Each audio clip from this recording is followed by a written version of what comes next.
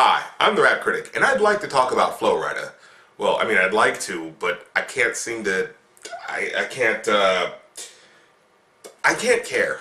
I mean, this guy has literally no personality. Nothing to draw me into wanting to look up anything about him as a person or as an artist, which is what makes his success so baffling. If you consider the fact that the guy has no presence on hip-hop websites or pop music sites in general, he doesn't hang out with any specific crowd of people like Young Money or Maybach Music, and if the guy combined the record sales of his last 3 albums, he still wouldn't be going gold, it's staggeringly confusing to know that he's had 5 top 10 songs in the last 3 years. You know, I wouldn't be surprised if he was some rapping android created by Warner Music Group to make inoffensive generic party songs that elicit maximum positive responses from nightclub patrons. And it's not just because he makes club music. It's because, well, I'll put it like this. Have you ever seen that episode of Futurama where this character named Slurms McKenzie, as a mascot for this company, is contractually obligated to party all the time despite how tired he gets? Yeah, Flo Rida is the hip-hop version of that. When I hear his party songs, I don't hear a person having fun. Like, take Lil Jon for example. No one would argue that his music was nothing more than rowdy, rambunctious music for clubs. But you know what? When you heard him screaming and shouting all over the track, you understood the type of person he was. Loud, raucous, and probably a lot of fun to be around at a party. What I get from Flo Rida when he makes a club song is that he has to make a song about being in the club.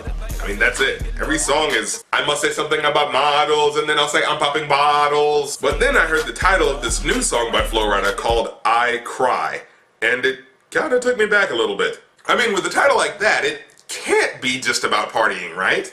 You have to say something other than party, party, party, and drink, drink, drink. So, out of pure curiosity, let's look at Flo Rida's latest single, I Cry.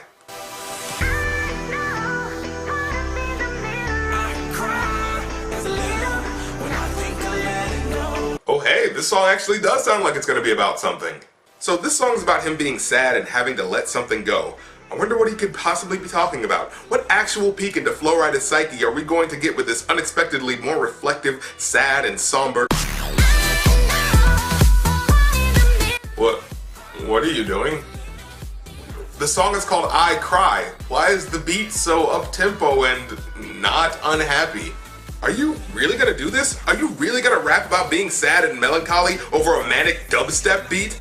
Dude, not every song you make has to be made for the clubs. You can have a couple slower, thoughtful songs. Not everything has to be, I'm partying hard in the club. I'm looking at this girl's fat booty in the club. I'm sad and contemplating the darker moments of my life in the club. Well, whatever. Maybe he really has something to say, but they'd only let him do it over another ripped EDM song. Well, let's hear it. You wanna get behind the wheel, but only one rider. Oh, so it's gonna be one of those songs, huh?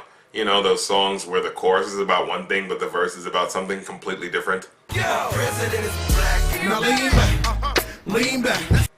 Fantastic. Take, let go, I got fans in Okinawa with my heart to Japan, quake losers and survivors. Oh, wait, oh, okay, so the song is dedicated to those who died in the earthquake in Japan. Take, let go, I got fans in Okinawa. Oh, wait a minute, did you just allude to the idea of you having fans anywhere, let alone in Japan? Yeah, okay. Look, maybe it's different in other countries, but in America, you know what? I'm detracting from the intention of this song. I think I should actually let this go. I mean, it's not often you get a song that relates to current events, especially from someone like... Norway, no, you didn't get my flowers. What? Norway, no, you didn't get my flowers. No way to say it better, but the killer was a coward. Oh, he's talking about the guy who caused the terror attacks in Norway. But wait. Norway, no, you didn't get my flowers. Why would you specifically note that you didn't bring them flowers?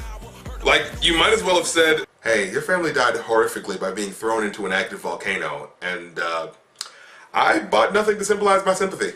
I mean, you don't really have to send flowers or anything, but when you specifically note that you didn't, you kinda come off like a jerk. Or maybe the song is about how Flo Rida is some self-aware robot that sees the tragedy in the world and wants to do something to change it, but since he's been programmed to only make crappy club music, he must let go of his aspirations. Kinda sad when you think about it.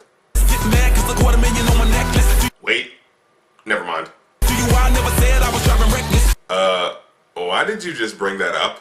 How does that in any way relate to the line before it? What, did you think your expensive chain is the reason why cops arrested you for being drunk while driving? You didn't get a DUI because you have a chain. You got it because alcohol inherently slows down reaction time, you moron. You and I know the jealousy is not impressive. Neither is forgetting the topic of your own song, which is... What's this song about again? Oh no, I can't stop, I was destined. Destined for what? Destined to be rich and successful? Is this what you're supposed to be crying about? Because you know the song is called I Cry, right?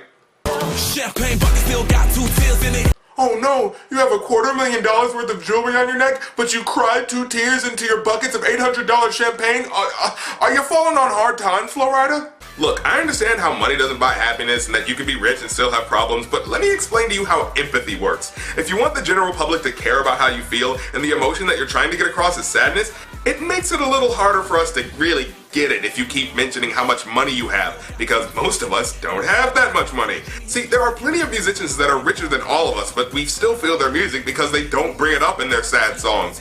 You think Man in the Mirror would have had the same impact if in the middle of the verse, Michael Jackson just started talking about the electric bill of his Neverland Ranch and the fact that his last album raked in more money in a week than we'll ever see in our entire lives? No, because that pulls you out of the emotion of the song. By my mama chandeliers, I'm in tears, damn it. 30 years, you'd have thought these emotions vanished. Trying to live, trying to figure how your sister vanished. No cheers, I know you would have panicked. Wait. So this song is about the disappearance of your sister and your family having to deal with such a tragedy? Wow, I didn't even know that had happened.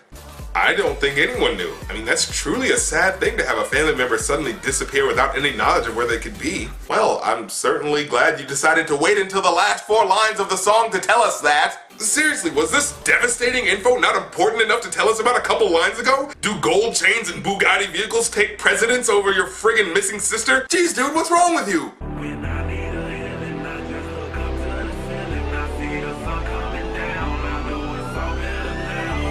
So whenever you need to feel better, you just stare at the ceiling? I mean, I get looking at a sunset. A sunset is beautiful, but first, you just look at the ceiling? He doesn't even say he prays or anything. He just says, I look at the ceiling, and I feel better now. Good God, this is some obvious pseudo-feel-good crap right here. I give this a 2 out of 5. And yeah, I know this episode is short, but you know what? This guy doesn't deserve a full episode. And even so, what can you say about this, man? When what he's rapping isn't unintelligible, he's pretty much bragging about himself with sprinkles of sadness thrown in every couple lines. And you know what? It was exactly what I was expecting. So let's end this here so I can talk about a rapper that actually matters, like Kendrick Lamar, whose single probably still isn't charting that well, if at all. Wait, what? Swimming pools is actually in the top 40 right now, making the ending of my last episode completely irrelevant? Huh. Why is it that whenever I'm optimistic about a good artist, they either disappear or become terrible, but whenever I'm either pessimistic about a good artist or I just want a bad artist to go away, they always stick around? Flo Rida, I hope your success is unending and that you stick around forever. I'm the Rap Critic. You don't have to like my opinion, but I don't have to like your song.